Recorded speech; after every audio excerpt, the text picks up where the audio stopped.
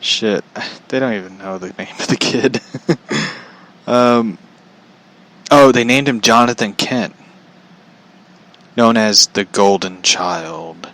Jonathan possesses powers unlike anything the world has ever seen.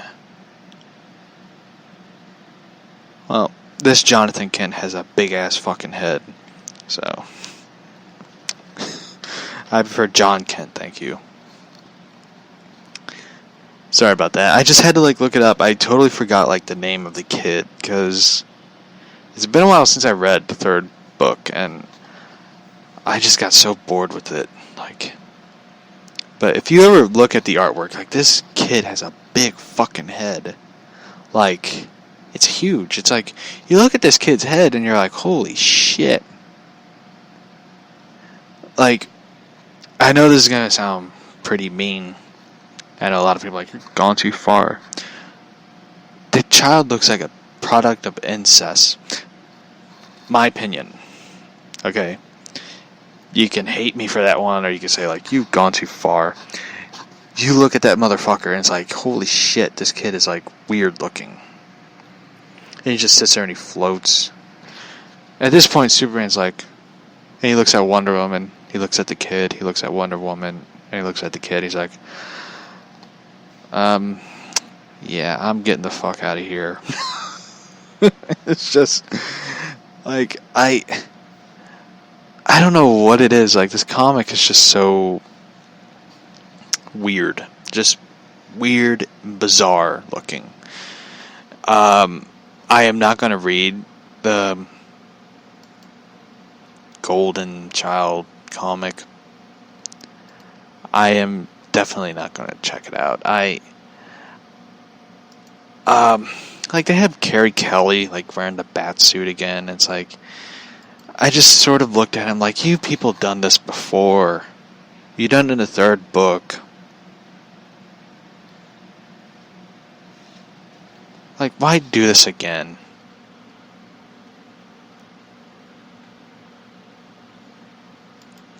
It's just you've done it before. Carrie Kelly attacking everybody, getting back on the news, getting the Batman name out there again. And Bruce Wayne is somewhere. You don't see him a while, and he comes into the picture, and he's what the fuck are you wearing? Why are you wearing my bat suit? You saw it before, and it's just it's dumb. It's I know Carrie Kelly in the final book. I remember it. Shit, I didn't want to remember it in the first place. She becomes Batgirl because she doesn't want to become Catgirl because she hates Catgirl name and all that. And she decides I'm gonna be Batgirl and wear a green costume with a pink cowl. Looked fucking dumb. I love Frank Miller, but that was the dumbest color scheme you chose. It's just awful. And I didn't enjoy it. I loved the first book, and the last one they did, which was The Last Crusade. I really love that book. I especially love the conversation between Bruce and Selina, where he's I don't know if I could be Batman any longer. It's the first time you ever hear him. And that's the thing I love about it. I know a lot of people are you're really into the Batcat thing, and yes, I am. The thing I love about Selina and Bruce's relationship is that Bruce can be himself. He could drop his guard. He could stop being protective and just open up to him. Open up and be himself. Talk about how he really feels. And I know a lot of people love Batman being this, guy who can show no emotions, make the tough choices and stuff that he can be. Make the tough choices that nobody else can make. But it's Bruce Wayne sort of finally can talk about what he feels in life. I don't like where this is going. And him talking about not sure if he could be Batman anymore is really one of those things is wow. I love the Batman Beyond story. I love the epilogue episode where Waller talks about Batman. That how she knows Bruce Wayne as a friend. And it's kind of weird to hear that, because it's like Waller is a bitch. And her talking about Bruce Wayne, the person, the guy who she can consider an ally, says that the world needs a Batman. That's something that's amazing. Like, it's amazing how this episode is really about Batman now. It's amazing how there is a day dedicated to a character that doesn't exist in the world. In the real world. A fictional character. Imagine that. Imagine how there is one day dedicated to a character that's been around for 80 plus years. 80 years. This character has been there. From World War II to Vietnam to now. I mean, there's no war, thank God. But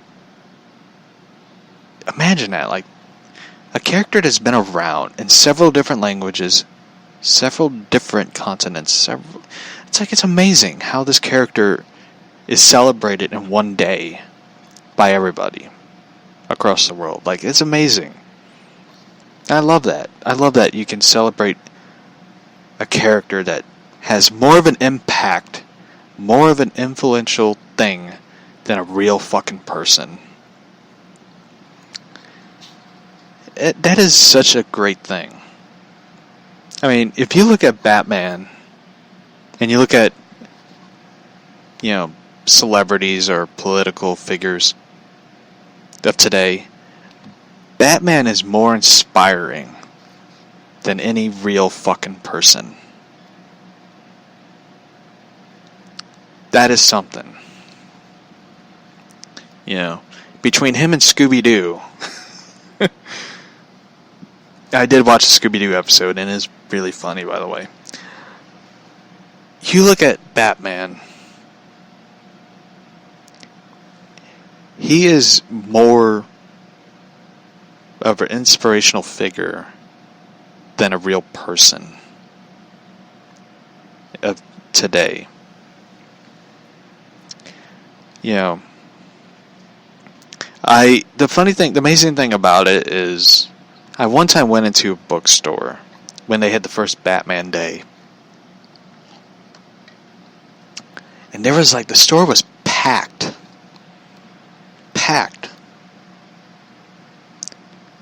And there was a lot of people wearing Batman shirts. They were wearing the mask. I still to this day, I have I got the mask, like the little fake, mask with a string, and I had my Batman Day comic. The mask I got was the 1939 one, his first appearance, because I always liked the cowl. Like, I remember someone, I think it's on Instagram, someone from The Cave made it like a 1939 bat cowl. And I was just like, I want that cowl. I looked at it, I was just like, I love that look. Like, I wish they would go back to that cowl look, because it looks so gothic and scary, but awesome. And the store was packed. It was amazing. There was people in there from different age groups, different race, different gender, just talking about Batman. Just talking about which story they love, which incarnation of Batman they love, and how they got into it, which comic they read. And it was an amazing thing to see. It was an amazing thing to be a part of. Like, I talked to people about, what I love about Batman Year One, and not have past judgment of how dare you like this story. It's kind of weird though today. It's like today. It's like I can't talk about it because like if I talk about Batman Year One, people are like, "How dare you like that story? They made Catwoman a prostitute, a dominatrix. How dare you like that story?" It's so fucking weird though. It's like it's like how dare you talk about that story? I like that story because it's a really good Batman story. I love the diary that Bruce Wayne writes to his father. He writes notes to his dad, which is interesting, you know.